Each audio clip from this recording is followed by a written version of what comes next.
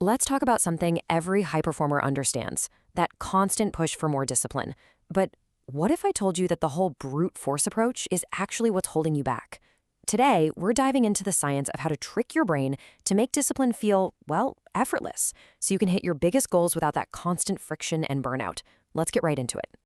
You know the feeling, right? You've got that huge, critical report to write, that complex problem you need to solve, but somehow you find yourself just clearing out your email instead.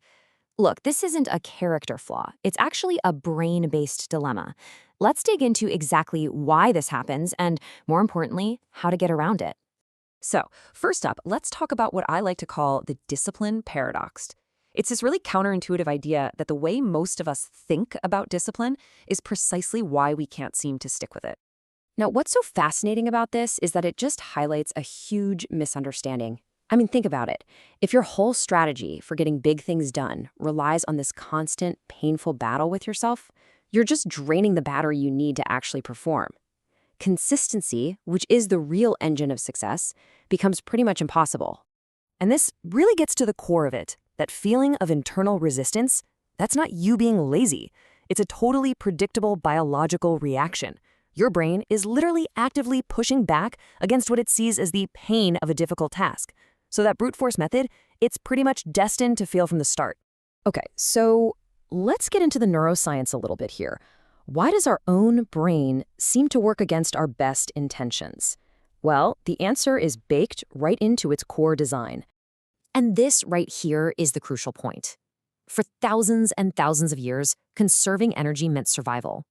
Your brain evolves to be incredibly efficient by always taking the path of least resistance. That deep, ancient instinct is still running your internal operating system today, even when you're just staring down a spreadsheet. And the results of that? Well, they're all too familiar in the modern workplace, right?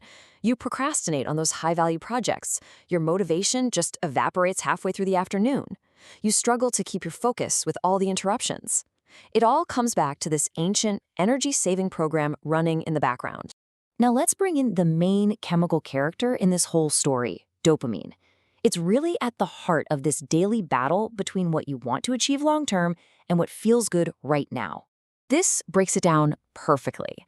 Our most important work, the deep strategic thinking that actually drives real progress, that's all low dopamine stuff. It's hard, and the reward is way off in the future. Meanwhile, our entire environment is just flooded with high dopamine distractions. Every single email you archive, every notification you check, those are tiny, satisfying hits of dopamine that make your brain feel productive, even when you're just avoiding the real work. And that, my friends, is the trap. When you're faced with a choice between the hard, important thing and the easy, distracting one, your brain's chemistry is wired to scream, "Take the instant reward." You're not weak-willed. You're just fighting biology. So if we can't win by fighting our brain, what's the solution? Well, we have to stop fighting and start reprogramming. We need to learn how to work with our brain's wiring, not constantly against it. This should be your new mantra. Seriously. Motivation is fickle, right? It comes and it goes. But a trained response? That's reliable. True discipline isn't some resource you run out of. It's a skill you build through intentional, smart practice. And this whole reprogramming thing really boils down to two simple but honestly transformative techniques. First, we've got a trick to just bypass that initial wall of resistance we all feel. And second, a method for putting your most important habits completely on autopilot. Let's break these down. So, technique number 1 is the start small trick. The whole goal here is to make the barrier to entry so ridiculously low that your brain's threat detection system doesn't even have a chance to fire. So, how does this work in the real world? Okay, instead of putting write the quarterly report on your to-do list, your task becomes open the document and write one single sentence. That's it. Anybody can do that, right? The goal isn't to finish the project, it's just to begin. This tiny, tiny step bypasses the brain's alarm system, and, this is crucial, it builds a little bit of momentum. And once you've started, continuing is just infinitely easier. All right, technique number 2 is all about taking decision-making completely out of the equation. Look, willpower is a finite resource, especially for busy leaders like you.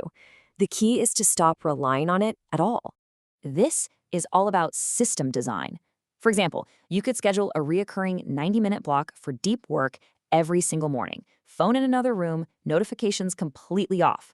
After just a few weeks of doing that, you're not deciding to do deep work anymore. It's just what happens at that time. You are literally rewiring your brain to make productivity the actual path of least resistance.